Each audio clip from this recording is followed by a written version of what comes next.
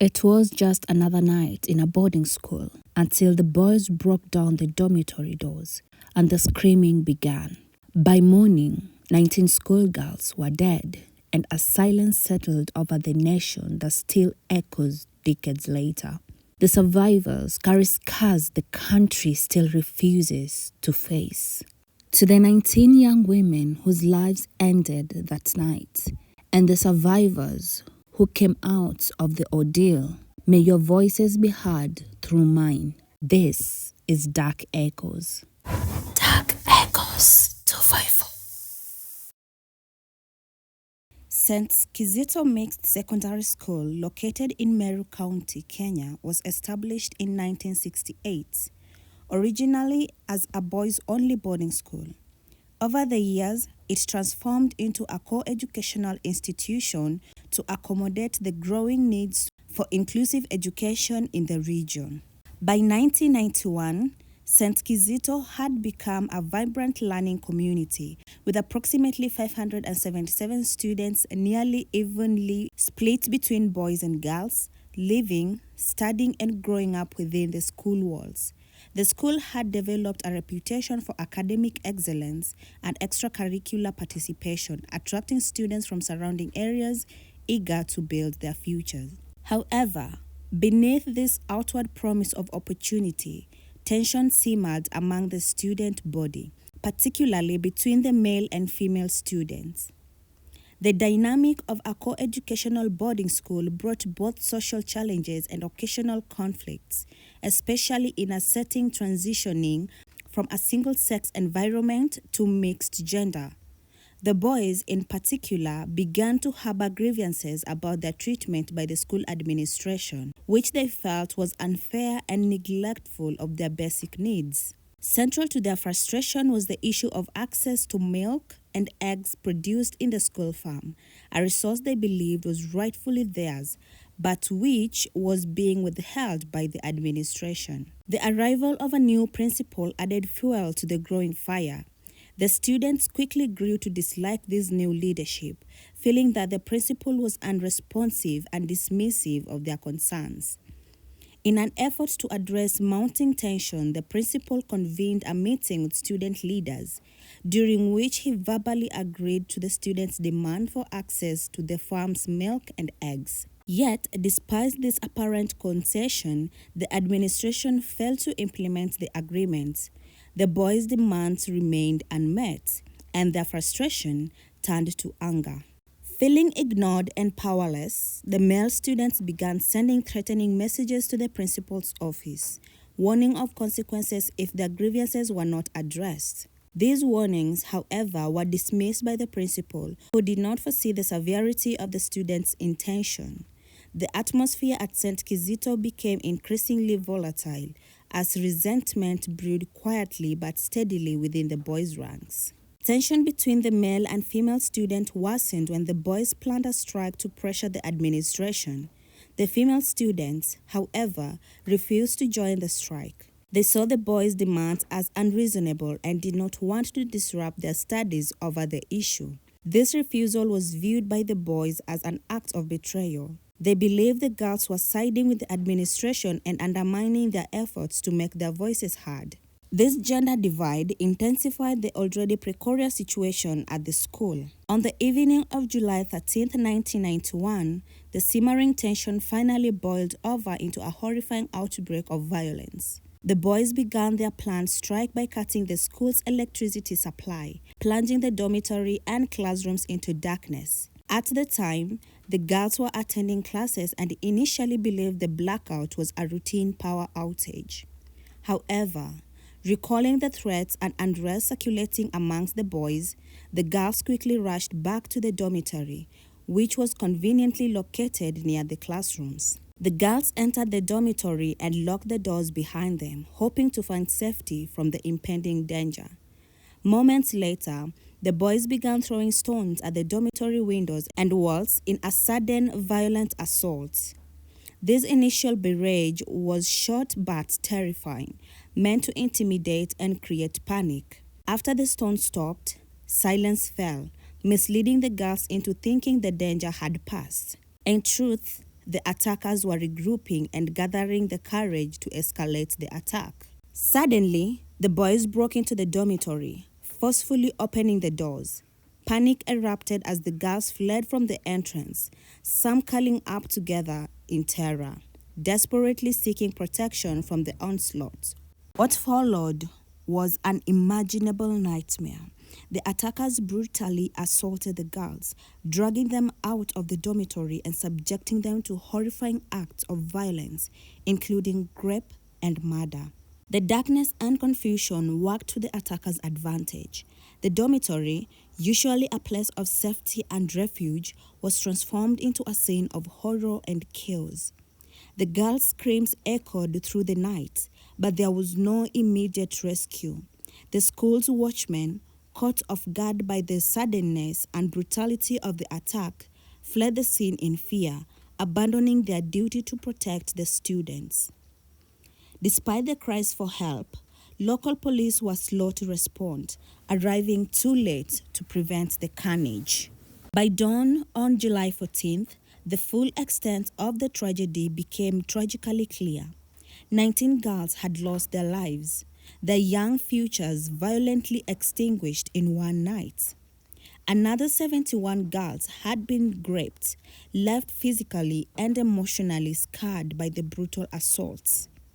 The school was plunged into mourning and the community was overwhelmed by grief and shock. The immediate morning after the attack was a scene of devastation. Survivors struggled to come to terms with the horrors they had endured. Injured and traumatized, many were taken to nearby hospitals for medical attention while others sought comfort among friends and families. The dormitory walls bore silent witness to the terror of the night before, while the rest of the school ground remained steeped in sorrow and fear. In the hours that followed, the school and local authorities moved swiftly to contain the situation. The police arrested male students suspected to participate in the attack, taking dozens into custody for questioning and possible charges. The school administration faced intense scrutiny as questions swirled about how such a tragedy could have been allowed to happen under their watch. Though the attack lasted only a few hours, its effects were profound and long-lasting. The carnage at St Kizito exposed deep-seated issues with the school systems, including gender tension, unmet student needs, and failure of oversight and discipline. More tragically, it left a generation of young women scarred by violence and loss. The learning institution, once filled with the hopeful sounds of learning and youth, was transformed into a somber scene of mourning and trauma. Survivors of the attack were rushed to the local hospitals where medical staff worked tirelessly to treat physical injuries and provide emergency care. Beyond the visible wounds, many girls faced deep psychological trauma, struggling to process the violence and betrayal they had endured. Yet, despite the overwhelming need for counseling and emotional support, such services were scarce and many victims suffered in silence. The societal stigma attached to rape further complicated their path to healing, as victims often faced blame and ostracism rather than sympathy. In the days that followed, the Kenyan police launched a vigorous investigation into the attack. The scope of the crime was staggering, and authorities quickly arrested 39 male students suspected of participating in the violence. These arrests sent shockwave through the community and the nation as the idea that so many young men from one school could orchestrate such a coordinated and horrific assault was difficult to fathom. The accused boys were charged with multiple counts of rape and murder, leading to one of the most high-profile criminal trials in Kenya's history. The legal proceedings were lengthy and emotionally charged. For the victims and their families, the trial represented a crucial opportunity to seek justice and hold perpetrators accountable. However, it was also a complex process that exposed the limitations and challenges of Kenya's criminal justice system, especially in cases involving mass violence and sexual assaults. Throughout the trial, The accused maintained a range of defense, with some claiming innocence or arguing they had been wrongly implicated. The legal battles highlighted difficulties in gathering evidence, securing reliable testimonies, and navigating a court system that was often ill-equipped to handle sensitive cases involving young victims. Media coverage of the trial added further pressure, often sensationalizing aspects of the case and at times re-traumatizing survivors. One particularly disturbing image from the trial was that of the accused boys smiling outside the Meru courts, an unsettling sight that contrasted starkly with the suffering of the victims. The photograph became symbolic of the deep fracture in justice and emotional gulf between perpetrators and survivors. Some of the convicted boys were sentenced to prison terms. However, controversy arose as few served relatively short sentences, leading to public outcry and debate about whether justice has been fully served. Beyond the courtroom, the carnage prompted widespread reflection on the root cause of such violence: the failure of school authorities to act decisively on saddened grievances, the absence of effective security measures, and societal attitudes towards gender and power all come under scrutiny. Educators and policymakers recognize the urgent need for reforms in school governance, student welfare, and the prevention of gender-based violence. The government and civil society groups also grappled with the lack of adequate support system for survivors.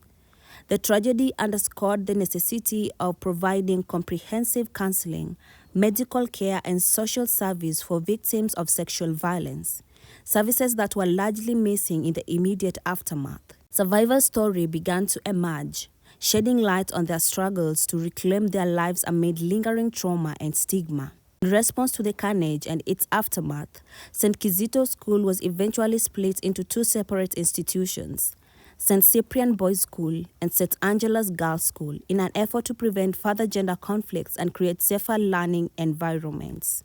This decision reflected broader concerns about the challenges of co-educational boarding schools in managing gender relations and ensuring student safety. The legal proceedings surrounding the St Kizito massacre remain a landmark case in Kenya's history, illustrating both the potential and the limitations of the justice system in addressing gender-based violence. While some perpetrators faced punishment, many survivors continued to live with the consequences of that night for years to come.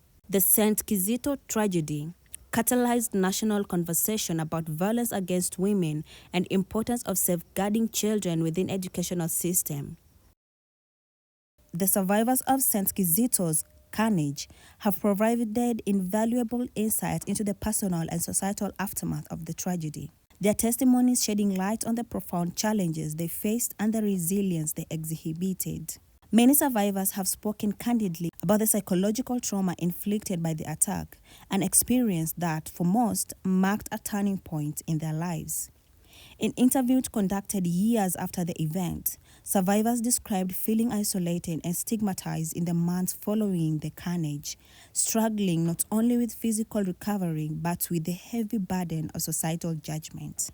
One survivor recounted how the silence around sexual violence in their community compounded her pain. She said it was like she was invincible, or worse, blamed. People whispered, and even some teachers avoided looking her in the eye. This pervasive stigma created barriers to healing, as victims found themselves battling not just personal trauma, but also a society unprepared to offer empathy or support. Another survivor reflected on the inadequacy of counseling services, noting that there was nowhere safe to talk about what happened. The wounds were inside, but nobody wanted to help. Despite these obstacles, many survivors emerged as powerful advocates for change. Their courage in sharing painful memories helped them break the culture of silence surrounding sexual violence in Kenya, inspiring campaigns for greater awareness and victim support. The legislative impact of St Kizito carnage was significant, prompting the Kenyan government to re-evaluate and strengthen legal frameworks addressing sexual violence and child protection. At the time, laws dealing with rape and related offenses were often weak, inconsistently enforced, or hampered by societal attitudes that minimized the severity of such crimes. The carnage intensified public pressure on lawmakers to enact reform that would better safeguard vulnerable population. In the years following the tragedy, Kenya introduced more comprehensive legislation focused on protecting children and combating gender-based violence. The Sexual Offense Act, passed in 2006, was a landmark piece of legislation that clearly defined sexual crimes, established harsher penalties, and provided guidelines for victims' protection and support. This law marked a crucial shift, recognizing sexual violence as a serious offense demanding rigorous legal response and victim-centered procedures. Furthermore, the Children Act of 2001 set out the rights of children, emphasizing their right to protection from abuse, neglect, and exploitation. These legislative changes reflected lessons learned from cases like St Kizito, underscoring the importance of legal clarity, victim rights, and institutional accountability. Alongside legal reforms, efforts were made to train law enforcement officers, judiciary members, and healthcare providers on handling cases of sexual violence sensitively and effectively. These trainings aim to reduce victim re-traumatization during investigations and court proceedings, fostering an environment where survivors could seek justice without fear or further harm. Civil society organizations played a vital role in advocating for these legislative changes and in providing frontline support to survivors. Groups focusing on women's rights and child protection collaborated with government agencies to push for policy reforms and implement community education programs, ensuring that laws translated into real-world protection. The St Kizito carnage left deep and lasting scars on the survivors, whose lives were irrevocably altered by the horrific night of violence in 1991. For many of these young girls, the trauma extended far beyond the physical injuries they suffered. It was a psychological and emotional wound that would shadow them for years, shaping their perspective of safety, trust, and self-worth. The survivors faced a complex and painful journey towards healing, often marked by silence, isolation, and societal misunderstanding. In Kenya at the time, conversation about sexual violence was often hushed, stigmatized, or outright denied. Survivors were frequently met with victim-blaming attitude, further compounding their pain. Some were ostracized by peers or even family members who feared association with the stigma attached to rape. This culture of silence and shame made it difficult for survivors to speak out, seek justice, or access medical or psychological care. Despite these challenges, many survivors demonstrated remarkable resilience. Some went on to become advocates for victims of gender-based violence, sharing their stories to raise awareness and push for systematic change. Their courage helped break the silence that surrounded sexual violence in Kenya's schools and community, inspiring others to speak up and seek justice. However, the journey was far from easy, as survivors often face re-traumatization through legal battles, societal judgment, and personal struggles with mental health. The carnage ripple effect extended far beyond the immediate victims, shaking Kenyan society to its core. Public outrage over the attack highlighted long-standing issues related to gender inequality, power dynamics, and violence against women. For many, the tragedy was a stark reminder of the vulnerability faced by young girls and women in patriarchal societies, where misogyny and entitlement can manifest in devastating ways. The carnage also exposed failures within educational institutes to safeguard students and address gender-based tension proactively. Critics argued that school administration's neglect of students' grievances and lack of effective discipline created an environment ripe for violence. The failure to act decisively on warning signs, such as the threatening messages sent to the principal, revealed systematic weakness in school governance and crisis management. Media coverage of the event further fueled national debate, while some journalists responsibly highlighted the need for justice and reform, others sensationalized the tragedy, focusing on lurid details rather than survivors' dignity or systemic issues. This mixed reporting shaped public perception, sometimes fostering empathy, but other times perpetuating stigma and misinformation. The case became a reference point in discussion about how the media should handle stories of sexual violence with sensitivity and respect. In response to the carnage and the societal uproar it generated, policymakers and educational authorities undertook a series of reforms aimed at preventing similar tragedies. One of the most immediate changes was the reconstructing of St Kizito School itself. The core educational institution was divided into two single-sex schools. This structural change was seen as necessary to reduce tensions and improve oversight. Beyond the physical reconstruction of schools, the massacre prompted a re-evaluation of student welfare policy across Kenya. Education officials emphasized the importance of addressing student grievances promptly and transparently, recognizing the unresolved conflict could escalate dangerously. Schools were encouraged to establish clearer channels for communications between students and administrators, fostering an atmosphere where concerns could be aired without fear. The measures to ensure the safety of dormitories and communal spaces were prioritized to prevent unauthorized entry and protect vulnerable students. Crucially, the carnage highlighted the urgent need to combat gender-based violence through education and cultural change. Schools began integrating gender sensitivity and sexual violence prevention programs into their curricula. These programs aim to challenge harmful stereotypes, promote respect and equality between genders, and to educate students about consent and consequences of violence. The goal was to foster a culture of zero tolerance towards abuse and empower students to stand against harassment and violence. The tragedy also sparked greater collaboration between government agencies, civil society organizations, and community groups working on women's rights and child protection. Initiatives were launched to provide counseling, legal aid, and medical support to survivors of sexual violence.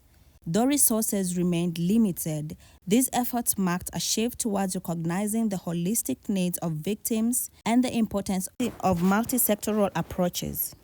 Over time, the lesson learned from Kizito influenced broader conversation about the safety and rights of children in educational settings. The carnage became a case study in training for teachers, school administrators, and law enforcement, underscoring the critical role of vigilance, early intervention, and survivor-centered response. It also contributed to national legislative discussion on sexual violence, child protection, and school safety. While significant progress was being made, the legacy of St. Kizito serves as a continual reminder that preventing gender-based violence requires ongoing commitment and systematic change. Survivors' voices remain central to this mission, reminding society of the human cost of neglect and necessity of compassion, justice, and reform.